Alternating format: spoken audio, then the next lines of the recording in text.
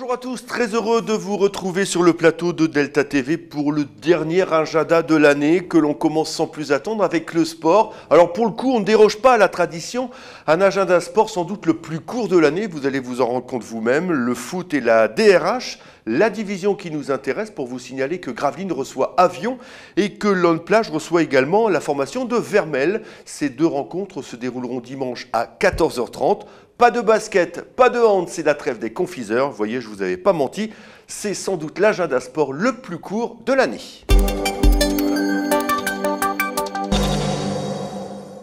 À moins de revenir de vacances, vous en êtes sans doute tous aperçus que le marché de Noël a pris ses quartiers d'hiver sur la place Albert d'Anvers et ses alentours. En termes d'animation, alors vous serez heureux d'apprendre que vendredi à la Seine-Vauban aura lieu le concert de Noël de l'école municipale de musique à 18h30. Les lutins réfractaires et l'apprenti sorcier seront de sortie lors de la parade lumineuse de Noël samedi à 17h30. On est toujours dans le cadre des animations liées au marché de Noël. Dimanche aura lieu la traditionnelle descente du Père Noël du Beffroi, événement qui a bercé le cœur de tous les petits Gravelinois, et ce d'ailleurs aussi. Le Père Noël descendra du Beffroi dimanche à 17h30 et il sera accompagné de ses lutins. Alors on va changer un petit peu, on va partir direction Sportica. Mercredi, je vous annonce que le spectacle Mystic Land avec les personnages de Walt Disney sera au Sportica. Alain Daz sera de la partie, c'est lui qui me l'a dit, tout comme Le Roi Lion ou encore La Petite Sirène. Un spectacle bien évidemment à destination de tous les amoureux de ces personnages féeriques. Notez également sur vos agendas que vendredi nous serons le 23, je vous l'annonce forcément avec un petit peu d'avance puisque la semaine prochaine il n'y aura pas d'agenda du Sivom des Rives de la. Et bien vendredi donc, aura lieu la soirée tartiflette avec la tombola qui va avec, la tombola qui va bien et qui sait qui vous permettra peut-être de gagner le gros lot offert par les exposants et les commerçants du marché de Noël de Gravelines.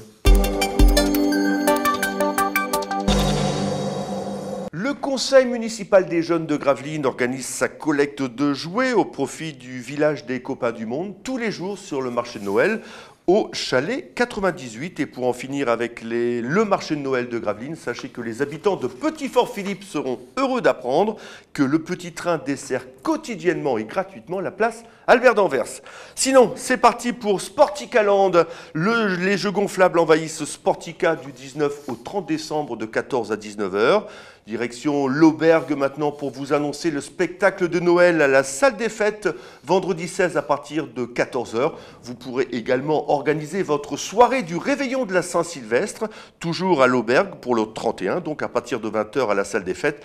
Et pour cela, il faudra bien évidemment réserver. À Watt, il y a la soirée jeux vidéo pour tous les passionnés de 11 à 17 ans de jeux vidéo, et je sais qu'ils sont nombreux, au centre socio-culturel de 18 à 20h, le mardi 20 et le vendredi 30, il y aura un tournoi de foot en salle. Et l'on termine avec la dernière annonce de cet agenda des Rives de la et de la Colme de l'année 2016 avec la sortie du livre qui sera présenté mercredi 21 à la médiathèque de Lone Plage sur le thème Histoire et Mémoire. Cédric Hardy nous en dresse, comme on dit dans le jargon, un teasing ou si vous préférez une bande-annonce. Avant de découvrir ensemble le sujet de Cédric, permettez-moi de vous souhaiter d'excellentes fêtes de fin d'année. Joyeux Noël à tous avec 10 jours d'avance.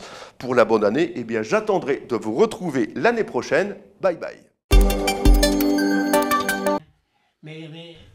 Il est le nouvel ambassadeur de la ville. Lui, c'est le dernier livre consacré à Lone Plage, sobrement intitulé Lone Plage, Histoire de mémoire. Un ouvrage coécrit par 5 historiens et écrivains, Patrick Odonne, Michel Thomasek, Jean-Pierre Mélis, René Galamé et Elsa Delmasso, et l'aide précieuse d'une dizaine d'habitants ayant participé pendant un an à un atelier du CCAS et de la médiathèque. Écrit l'histoire a permis aux seigneurs de se remémorer la belle époque, les souvenirs et les heures sombres qui ont marqué la ville de Lone Plage. André, 89 printemps, est intarissable sur le sujet. Malgré une escapade du côté de Lens pendant quelques années, André est l'une des âmes de Lone. Ici, j'ai repris le café de mes parents.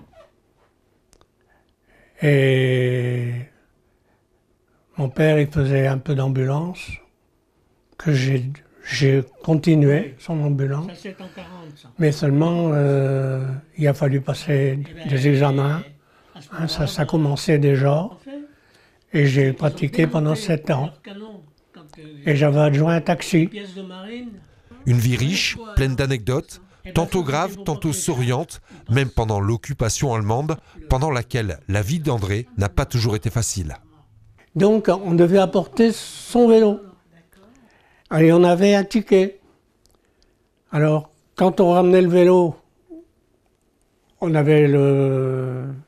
Comment je pourrais expliquer ça? On devait donner son ticket, hein, et on prenait son vélo. Et vice-versa pour le soir, et c'était le lendemain matin, aller le chercher à 8 h et tout ça. Alors moi, ce que j'ai fait une fois, j'ai réussi à prendre le ticket et le vélo. Et retourner après avec le ticket et que le vélo, il était disparu, forcément. Parce que je l'ai fait pendant que l'Allemand, qui soignait ce truc-là, il était au bord dormi. Donc j'ai réussi à récupérer mon vélo. Parce que j'y tenais, c'était mon cadeau de certificat d'études. Un livre de quelques 150 pages au prix attractif de 5 €, mais surtout accompagné de témoignages des aînés de la ville, un travail de fond depuis des années. La différence sur ce livre-là, c'est qu'il va y avoir une partie média numérique avec des vidéos. Et il y a un peu plus de 10 ans, déjà en prévision, j'avais demandé au service de la communication de la ville de Lone Plage d'aller interviewer des personnes âgées. Donc on aura un DVD avec quelques témoignages justement sur la gare, sur le Clipon, sur la guerre, etc. De personnes. Donc on a dû faire un petit choix, mais j'ai déjà dans l'idée de relayer beaucoup de témoignages via Internet, de gens qui pour quelques-uns ont disparu depuis. Hein, mais il y a 10-12 ans, on s'était dit il ne faut pas perdre cette histoire-là. Et donc on a gardé précieusement, alors je peux le dire, des cassettes. Parce qu'à l'époque, on filmait avec des cassettes que nous avons sorties pour l'occasion, pour ce livre. Et pour nous, c'était très important parce que la population change, l'environnement change. Et je pense que pour bien écrire son histoire et pour bien préparer l'avenir, il faut toujours avoir une petite pensée pour notre passé, pour ne pas aller trop vite ou ne pas partir de travers. Rendez-vous à la médiathèque Marcel Pagnol le mercredi 21 décembre, entre 16 h et 18 h 30 pour une séance de dédicace et la présentation de Lone Plage Histoire de mémoire.